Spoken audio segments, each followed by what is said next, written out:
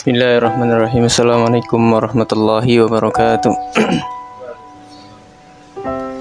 Alhamdulillahilladzi arsala rasulahu bil huda wa dinil haqq liyudhhirahu 'ala dini kulli wa kafa billahi syahida. Asyhadu an la ilaha illallah wa asyhadu anna Muhammadan abduhu wa rasuluh. Sedikit kesimpulan membaca dari buku Seni Menjaga Kewarasan Hidup pada judul bab kompetisi ya, bacaannya kompetisi ya. Kompetisi atau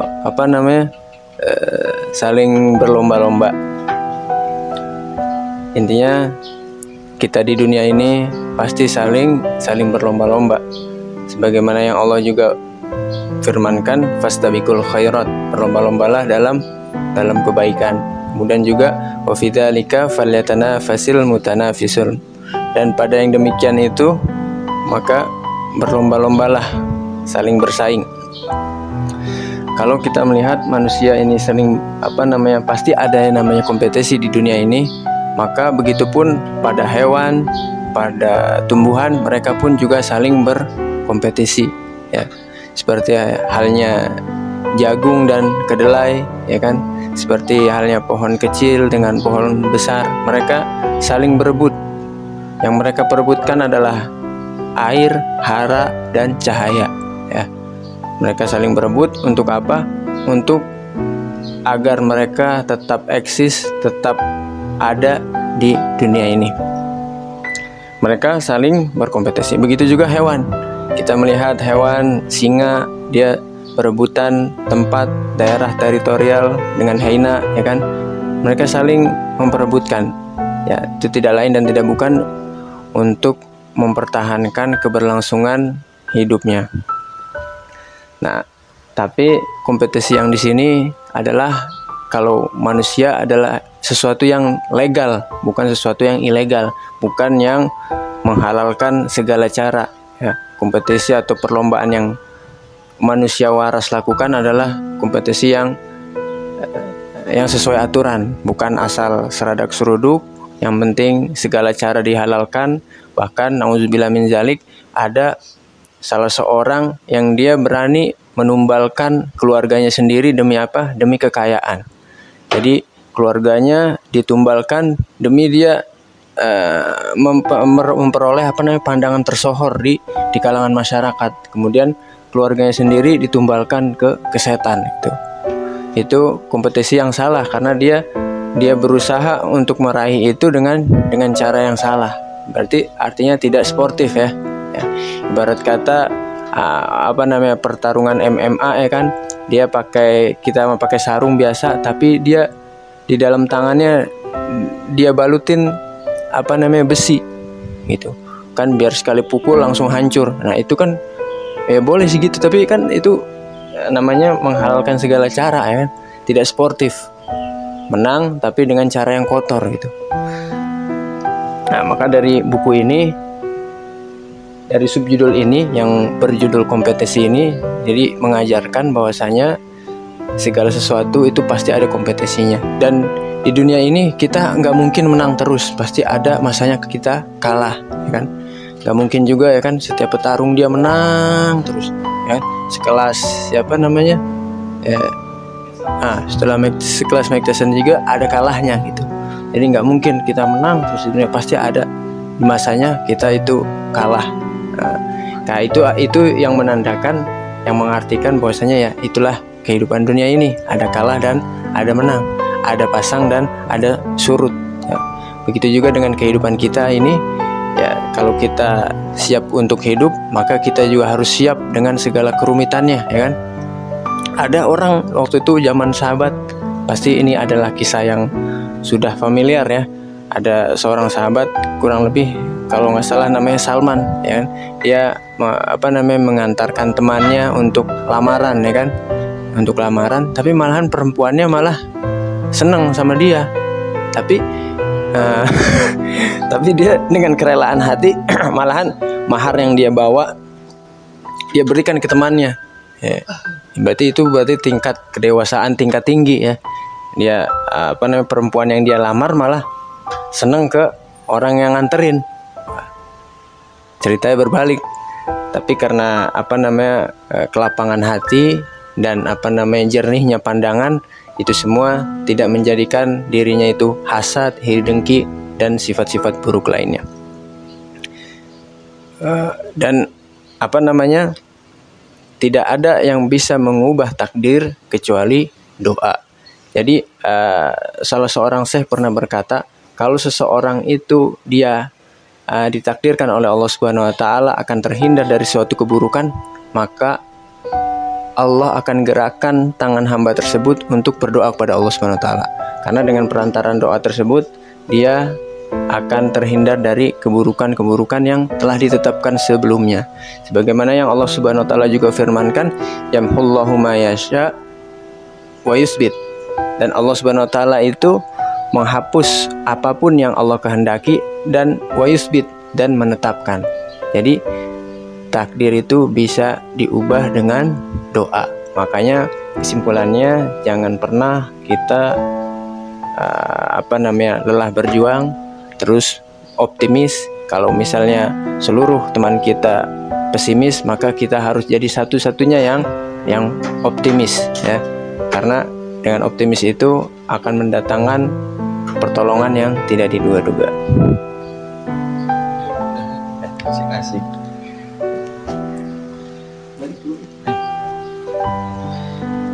Bismillahirrahmanirrahim. Kesimpulan yang saya baca dalam buku karya Buya Hamka yang berjudul Bohong di Dunia. Berbohong menurut agama Islam sudah dikatakan di dalam surat Al-Ahzab ayat 70 yang artinya adalah wahai orang-orang beriman, berimanlah dan bertakwalah dan ucapkanlah perkataan yang benar. Dan dikatakan pula dalam surat Al-Ahzab ayat 119, wahai orang-orang beriman, berimanlah dan bertakwalah dan bersamailah orang-orang yang berbuat kebenaran. Dan ada pula di dalam surat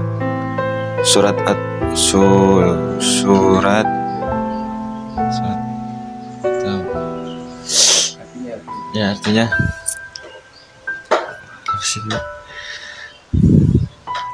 Allah. Dan dikatakan pula dalam Al-Quran bahwasanya orang-orang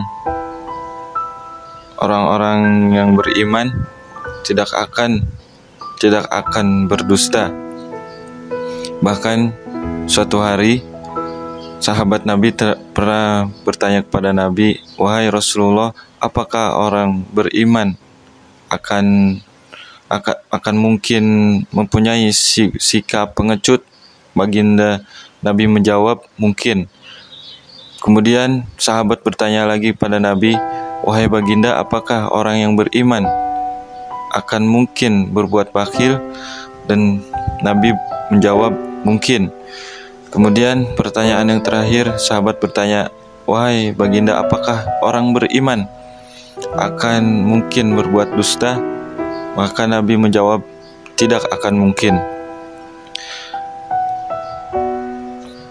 Seharusnya seseorang yang beragama Islam di dalam buku ini menyebutkan harus mempunyai kepercayaan iman kepada Allah Subhanahu wa taala, karena iman dapat menimbulkan ketakwaan dan ketakwaan dapat menghindari dan memelihara jiwa-jiwa manusia dalam perbuatan-perbuatan kejahatan, dan salah satunya yaitu berbohong.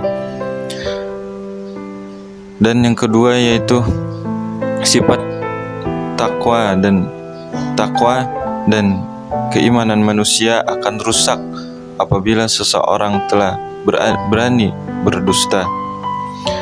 Bahkan berdusta ini termasuk dalam ciri-ciri orang yang munafik dalam hadis yang diriwayatkan oleh Imam Bukhari. Ciri-ciri orang munafik adalah yang pertama, apabila dia berkata ia berdusta, dan apabila ia berjanji ia ingkar, dan apabila ia diberi amanat, maka dia akan berkhianat. Mungkin itu saja yang dapat saya sampaikan. Terima kasih. Alhamdulillahirabbil alamin. Bismillahirrahmanirrahim. Wassalatu wassalamu ala asrofil anbiya wal mursalin wa ala alihi washabihi wasallam. Amma ba'd. Kembali lagi saya ingin menyimpulkan buku yang saya baca yang berjudul 20 Sebab Pria yang dikarang oleh Dr. Salman Fad Al-Auda, yang di dalamnya disebutkan salah satu sifat ria yaitu menampakkan penampilan tawadu. Terkadang seseorang menonjolkan penampilan tawadu, menunjukkan kelemahan jiwanya, kecacatannya dan keburukannya.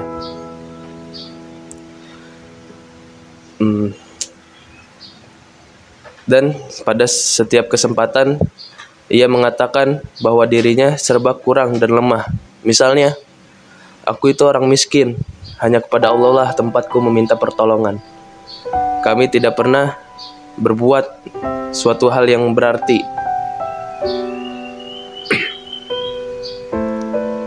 Hal itu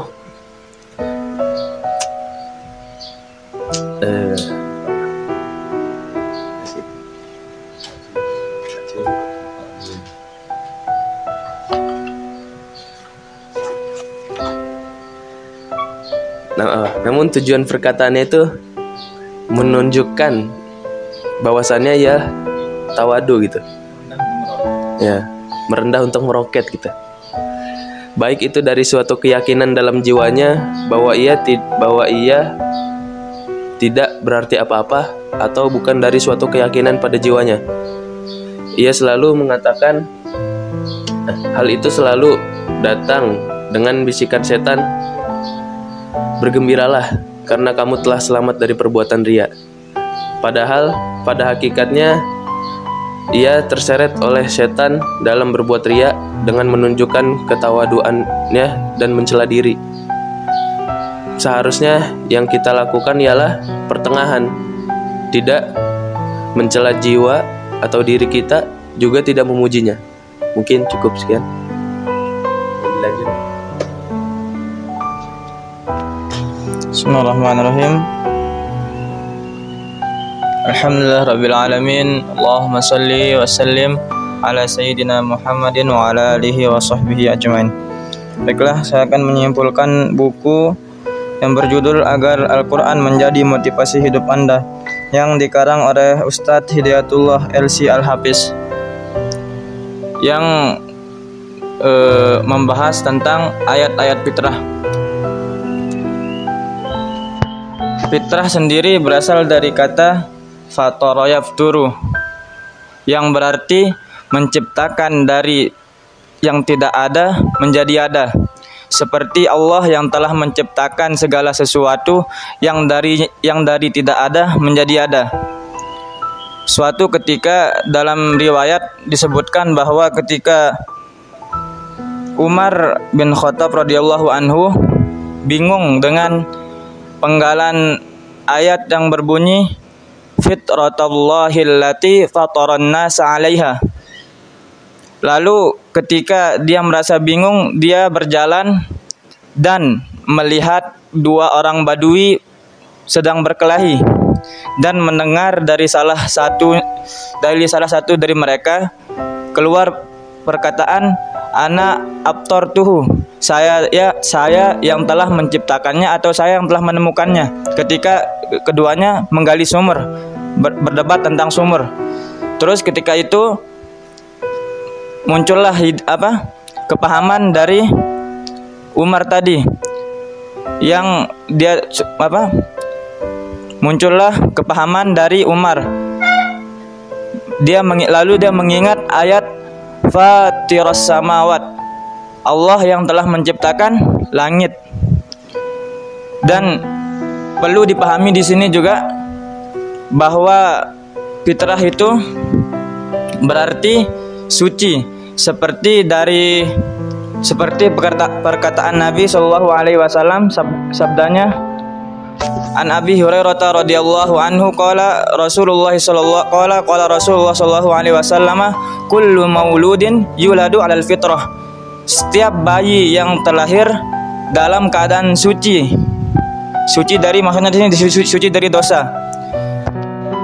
Seperti ketika Allah menyuruh Ibrahim untuk tunduk dan patuh, yang dalam Al-Quran disebutkan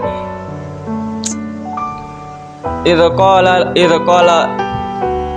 qala rabbuhu aslim, ketika Tuhannya menyuruhnya tunduk dan patuh, dan Ibrahim menjawab qala inni aslamtu lirabbil alamin.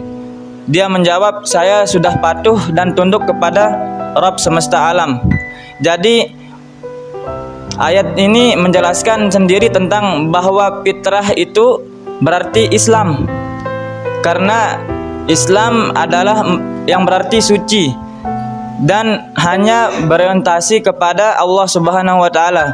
Jadi jika didalami arti fitrah itu sangat dalam, yang berarti tadi tuh fitrah artinya dari tidak ada menjadi ada, yang berarti suci.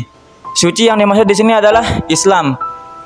Karena yang tadi disebutkan semua orang itu, semua yang terlahir itu adalah semua yang bayi yang semua terlahir adalah Islam gitu. Fitrahnya adalah emang Islam.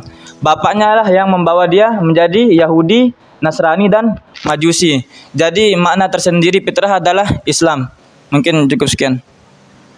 Bismillahirrahmanirrahim. Assalamualaikum warahmatullahi wabarakatuh. Alhamdulillahirabbil alamin wassalatu wassalamu ala asrafil anbiya'i wal mursalin wa ala alihim washabihim ajma'in, amma ba'd. Allahumma shalli ala Muhammad wa ala Muhammad. Baik, saya akan menyimpulkan sebuah buku yang saya baca, yaitu yang ditulis oleh Al-Ustaz Abi Rajud dengan judul Membuka Langit Surga dengan Amalan-amalan Ringan. Baik, di mana dalam buku ini yang saya baca bahwa banyak sekali amal-amalan yang bisa membawa kita ke dalam surganya Allah Subhanahu wa taala. Yaitu pertama, yaitu tentang berzikir kepada Allah Subhanahu wa taala atau mengingat Allah Subhanahu wa taala. Bahwa berzikir adalah bukan hanya berzikir itu bukan amalan yang tidak berzikir adalah memang amalan yang sunnah, tetapi berzikir itu banyak sekali maknanya dan manfaatnya bagi orang yang selalu berzikir kepada Allah Subhanahu wa taala. Bahkan Allah pun memberikan khusus bagi orang-orang yang selalu mengingat Allah atau berzikir, akan diberikan surganya Allah, akan disiapkan kala di akhirat, yaitu tentang surga. Maka dari itu memang berzikir itu mudah kita ucapkan dalam diri kita, tetapi kita susah untuk mempraktekannya. Oleh karena itu, walaupun kita sebagai hamba Allah, teruslah kita untuk mengingat-ingat Allah Subhanahu wa taala agar kita selalu diingat oleh Allah Subhanahu wa taala, karena orang yang selalu berzikir kepada Allah akan dijaga olehnya. Dan bersabarlah ketika kita tidak selalu sering untuk berzikir kepada Allah. Mungkin kita sibuk untuk kita berzikir, maka kita berusahakanlah untuk meluangkan waktu kita untuk berzikir kepada Allah Subhanahu wa taala. Adapun zikir-zikirnya adalah banyak sekali. Yang penting kita selalu berzikir kepada Allah Subhanahu wa taala.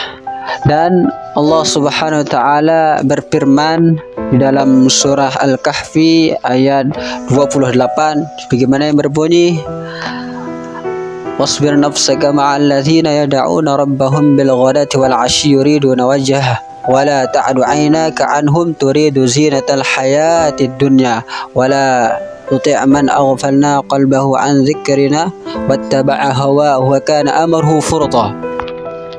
Dan bersabarlah orang-orang yang menyeru hatinya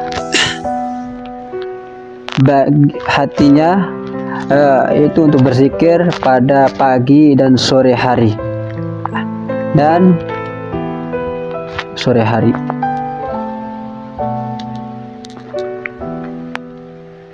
dan janganlah kedua matamu berpaling dari mereka karena mengharapkan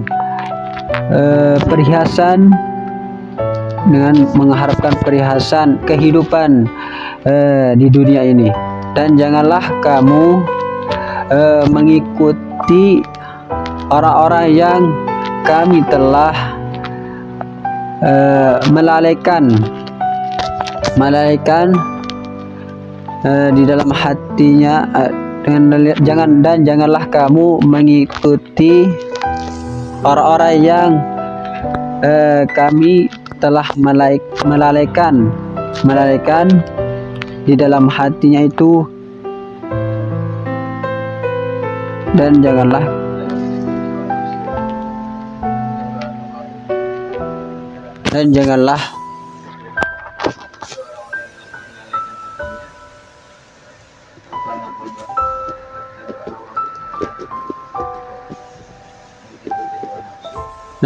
melalaikan dan janganlah mengikuti orang-orang yang